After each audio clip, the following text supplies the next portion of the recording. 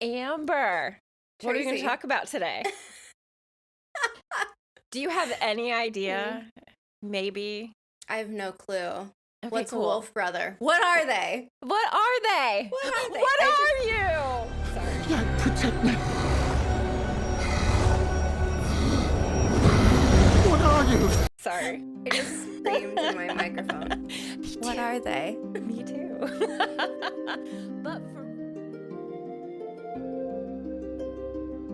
But for real, it is a valid question, especially for anyone who has only watched like season 1 of Wheel of Time and has maybe not gotten into the books, because even though we are exposed to wolves, we don't really get a story that goes along with them, and there still isn't a defined, are they good, are they bad?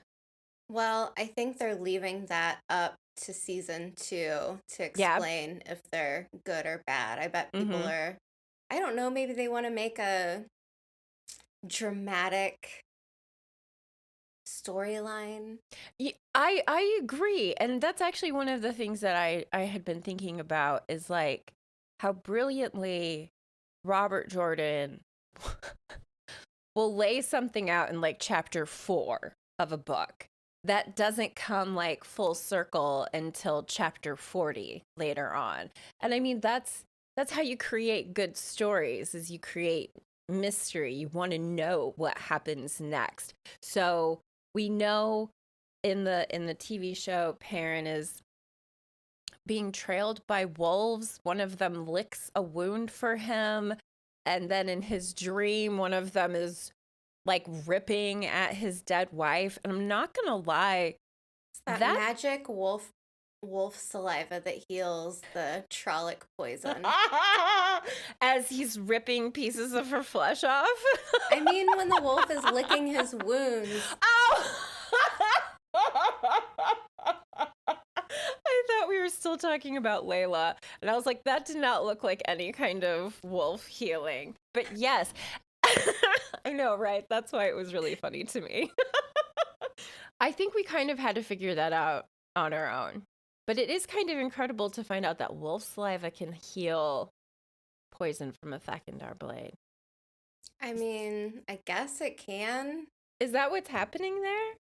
I guess. Okay. But I know that, like, that's how animals, like, clean their wounds, so it would make sense if that's what they're going for. Yeah, I agree. Like, they're coming in and they're looking after Perrin. I don't really think that they have magic saliva. They might. I mean, I don't know. Okay, so this actually really helps us to segue into what a wolf brother is, what kind of properties a wolf brother has.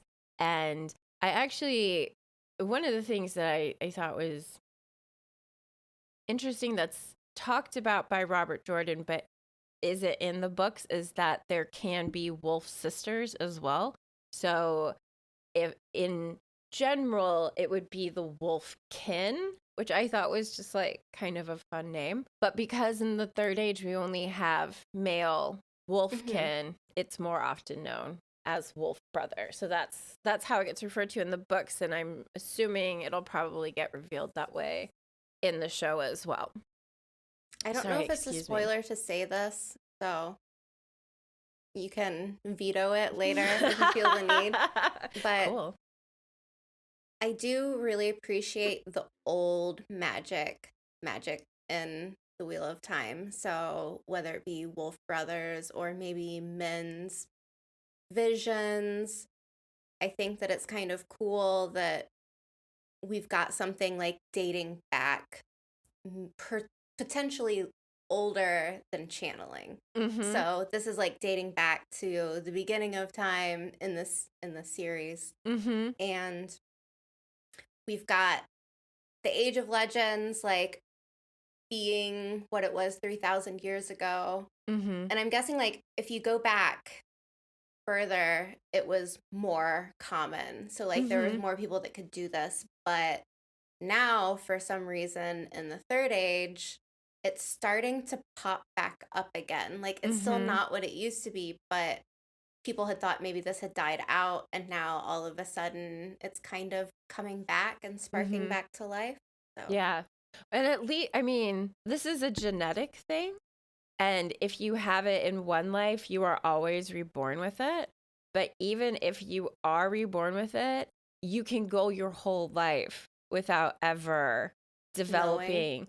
Without ever developing the ability to talk to the wolves. Was that in your compendium? No, that was actually something that I found on Wiki. It doesn't have anything to do with age. It's a triggering event that will bring about this ability in a person to be able to do it.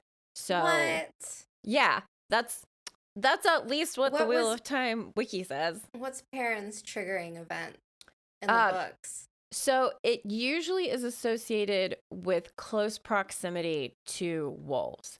And so So that's a life-altering event, just meeting the wolves? Well, I think it's more like that is one of the ways that it happens. Like, it can be a triggering event and or it has something to do with coming in close proximity with wolves. So there's more than one. Yes. And the wolves can choose whether or not they want to extend this communication to the person who can communicate to them. So what you're saying is that the wolves are sexist because that's why there aren't any wolf sisters. Good to know. I mean, maybe. I'm blaming you, Hopper. But with Perrin, the idea that I had read is that Elias was his like voucher. Like, he was like, it's cool, wolves. He's guy with me. Yeah. And so, like, Perrin going through all of those stressful situations, leaving Emmons Field, now being on his own with a queen, and coming across Elias at like this highly stressful point in his life. There are so many barriers inside him that are being broken down. You know what I mean? And Perrin is a man full of barriers. He really is. I really like Marcus Rutherford, and I really hope they give him way more and way better lines in season 2. Maybe season 2 will be like him coming more into his lots own. Lots of Wolf brother. I would be okay with that because we know we have Marcus, an Elias. Wolf bro. Season 2. We're with you. We're with you. We love this. There is a mistaken belief that this is potentially associated with channeling or the One Power in some way, and that is not accurate. And false. Yeah, some Aes Sedai believe it and some Aes Sedai do not, which causes problems for the characters who have these run-ins. And of course, because they have yellow eyes, it's a little hard to hide the fact that they're different. I know one of the things that you like read in the book all the time is how like Perrin's eyes shone like burnished gold in the firelight or whatever it is. Like, we're always being reminded of those golden eyes. So it's kind of a big deal. So I think that's everything about like what it kind of means to become a wolf brother. And like you said, this is an ability that goes like way, way, way back before the Age of Legends, before anything. And the wolves kind of remember it, which is kind of cool. So before we move on to some cool stuff. Oh my gosh, there were so many things, sources of inspiration. Robert Jordan, I love you so much. Before we get into that, Amber and I cannot be confined just to the universe of the Wheel of Time, friends. We're sorry. No, we're not. So we created a book club. And cleverly, Tracy's just beating the shit out of her microphone right now. I'm testing it. Because we're doing book club this weekend, and I'm really excited about it. For anyone who is interested, we'll put a link in. That means you're going to have to edit this before Sunday. Good luck. Oh, My plan is to run through it tomorrow. Never gonna happen. Okay. I'm still going to say there's a live stream on March 13th. If this comes out after that, which is more likely than not, we'll be honest. I'll be honest.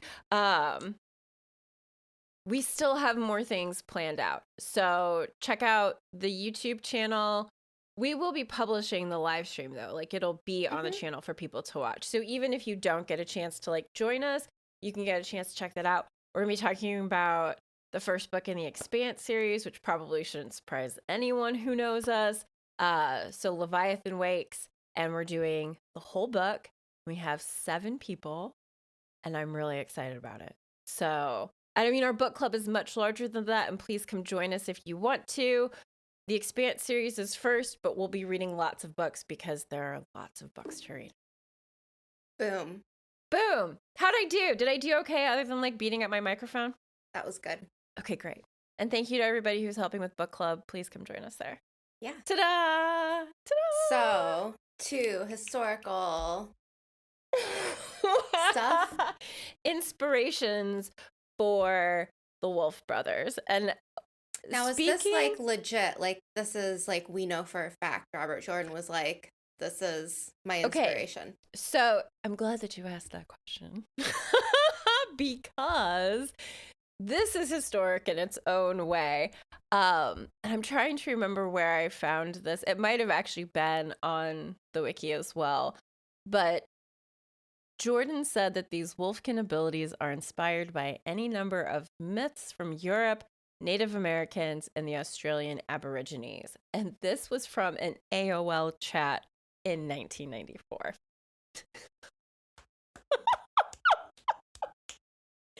How many people still know what AOL is?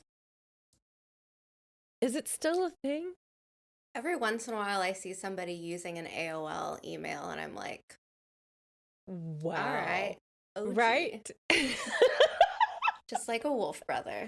Exactly. So, I feel as though what people have done is taken like the specific myths that go along with these regions and kind of pulled them together. What comes from his notes and what doesn't, I'm not 100% certain of.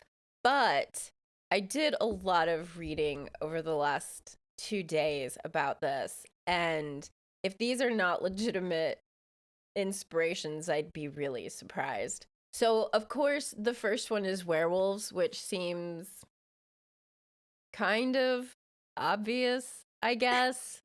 You know, it's like, oh, a human that turns into a wolf. Yeah, definitely. That's inspiration. The thing about that I actually thought was really neat that I had never heard of before is there like legends that say that wolves can, or not wolves, I'm sorry, that werewolves can send their spirits out of their bodies to devour their victims. And that would be useful. Right? I'm thinking in real life where I'm like too lazy to do something and I'm like, hey, soul, go do that. Go take care of that person. Spectral version of me. Off you go. Yes. Do you think our spectral versions experience less pain? And like, oh man, ooh, sorry. It's just like Teleronrio. Yes. Yeah, actually that was what I was thinking. And like there's a character in particular that comes to mind for me with this description, especially like the devouring of your victims. That's like a big wolf inspired thing. Like Lupercalia was like the festival of like purging. It's like lupus, not lupus, the disease. No, not lupus. I'm trying to think of what the scientific name what for wolves is. It's like loop. It's loop something. Lupin? Sure. Yeah. Should I look it up? Someone will know. Yeah. Look at this face. It's lupus. It really is. It really I'm not is? an idiot. Okay. I knew you weren't an idiot. This video is ridiculous. I don't know what's going on. You know what? I don't mind. We needed something ridiculous. We've had just so much. Like, I'm just not going to take anything super seriously today because I can't. I can't do it. Can't do it, Amber. So, lupus, purging, werewolves and Wolfbrothers. All intermingled, all intertwined. Yeah. The only physical change that a wolfkin in the Wheel of Time, I'm just going to say wolfkin because, who knows? Maybe the show will throw out more wolfkin and we'll have some wolf sisters because that'd be cool. I'd be okay with that, even if it was just like a whole new character. They should have cast a woman for Elias. I was thinking that when we were looking at stuff. Cool. Right? Like person covered in more animal skins mentors. Exactly. Who are deadly and carry long knives that are almost the size of a sword. Mm-hmm. That's right. I got the club part confused with that wild would even men. make more sense if a woman carried a short sword. Right? The last thing that I want to say about a werewolf connection to Wheel of Time is that werewolves are considered to be creatures of the devil. So, like, especially during like the Inquisition, they would hunt for people who were thought to be werewolves. Such a good segue for the White Cloak shenanigans. There are definitely some White Cloak shenanigans happening. I mean, we've seen it in the TV show. What are you? Yellow Eyes really freaked him out. But I mean, I guess Perrin also displayed like super physical strength in that moment. You know what? That's what I was wondering. Because I was reading over an article that was talking about how Perrin had displayed super strength. And I had the same reaction. I was like, I don't know. He's a blacksmith. So he's pretty strong. Egwene had set the ropes on fire. If he would have picked up Aemon Valda over his head, like Hulk Hogan style, and suplexed him, then I would have said, okay, wolf brother. But it was just his eyes. And it was just like rage. Yeah, it was just. Yeah, I need to stop coming back to that, but it is seriously stuck in my head. So I think that's kind of like the last connection is that with Perrin's yellow eyes, he is an automatic target for the White Cloaks. And not just the White Cloaks either. It's anyone who looks at him is kind of like, I mean, except for the people that know him, obviously. But it does kind of catch them off guard as well. Like it's almost like Rand's channeling. Like it took a minute for them to get. I don't want to say anyone is. Thank you. I was going to try to say comfortable, but I don't think anyone ever gets comfortable with Rand channeling. So, yeah. I like that the Wolfkin are more rare than channelers. Me too. Channelers come a dime a dozen. They're everywhere. Yeah. But how many people can talk to wolves? How many people can see visions? Right? Like, the fact that we have these 1 in a million characters in the series is just, it's delightful. It's such a nice change. And like you said, it's not just based on magic. It's like, it's connected to the earth in a different way, if that makes sense. At least that's kind of like how it feels for me. So the next inspiration is a wild man or woodwose? I think I said that right. Where is it in the doc? It is number 3, letter C. Yeah, I don't know. There were actually quite a few things in the one book that I was reading over that were in German. And I was like, I should have it. I should have Amber read this because that'd be but cool. It doesn't sound that's not a German word. I don't think that particular one is German. It was just like some of the references that were made in the book Wild that Man I was of reading. Woodwose. Oh, Wild Man of the Woods. Okay. I'm looking up the German Wikipedia. It's Der Wildemann. I'm gonna start a rap group called that. De Wildemann? or just wild Leute. Wild people. Oh. Yes, please. Wildes Volk. Also wild people. Wilde Frau. Wilde Frau. Wild women. There you go. Oh, kill me. No, this is too good. Yeah, the literature and art around the wild men, the woodwose, the wild people, whatever. It's so wild. That was so bad. I really was not going to say it. And then I was like, yes, I am. But I mean, for real, like early medieval art all the way through to like the late medieval period is just like what the fuck on it was so on many someone's levels. Like heraldic coat of arms. Like, could you imagine if that was like your coat of arms for your family? Like, yeah, that's us. We're the naked people. We're those people. We're actually, the naked wild people. This is now going to be the thing I hang up on the front of my house. I've been trying to figure out what it was going to be, and now I know. So yeah, medieval art around this is really, it's bizarre. I kind of love medieval art. I can't stop looking at it. That's what I'm doing. I've lost track of what you're saying, and I'm just now looking through it all. Totally absorbed. Totally absorbed.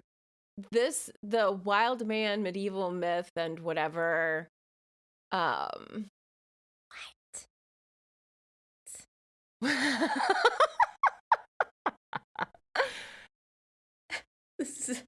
I'm sorry. I can't focus. No. The main characteristic of the wild man is his wildness. Thank you, Wikipedia. Thank you. That sounds like what I said. I am in rare form right now. I can't deal with this. I'm trying to find So it associates wild men with hairiness. So, okay. Mm-hmm. We've got that. Yeah. Coat of hair, covering hands, feet, face, reclusive, breast, chin, everything, despite being male or female. Mm-hmm. The hair often covers the same areas that a dress would, except for the female's breasts. Male's knees are also often hairless. Mm-hmm. As with feather tights of angels. Do you know what I'm talking about, though? Like, the angels will have the little hairy. Mm-hmm. Yes. Yeah. Yeah. This is probably influenced by costumes of popular drama. The female depiction also follows Mary Magdalene's hair suit in art. Interesting. It was a symbol of mining in late medieval Renaissance Germany. Why? Why? Maybe because of like how dirty people would get during mining. Like it just made them look kind of like wild and unpredictable, possibly. I'm just thinking of no idea. Zoolander when he left. That movie is so ridiculous. I love it. There was something in like this book that I had been like kind of perusing yesterday that, let me see if I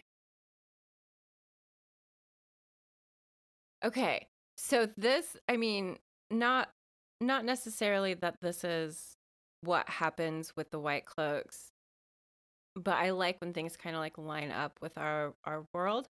And like he opens and says, toward the end of the Middle Ages, all aspects of life had become so steeped in an atmosphere of deep religiosity that no object or incident, no idea or action could escape religious interpretation. And so we see that in the way like the White Cloaks approach Perrin and how they go after him relentlessly throughout the book series. Anything that doesn't seem natural to them is a target. And for these wild men, it was not as common as attacking witches and killing witches, but it was something that could be tried under Christian laws of heresy. So just like heresy. The consequences of heresy during this time period are terrifying. So the idea that this poor individual who people see as a wild man, like he's ostracized, he's seen as unintelligent, that anything he says is incoherent, he's reclusive, and he can potentially be subjected to any of the highly inventive forms of death and torture that makes me think of use. Like feral humans, like people that have had no contact with humanity, I guess. So yeah, and I mean, instead of like approaching them in a humane way, it's kill the beast.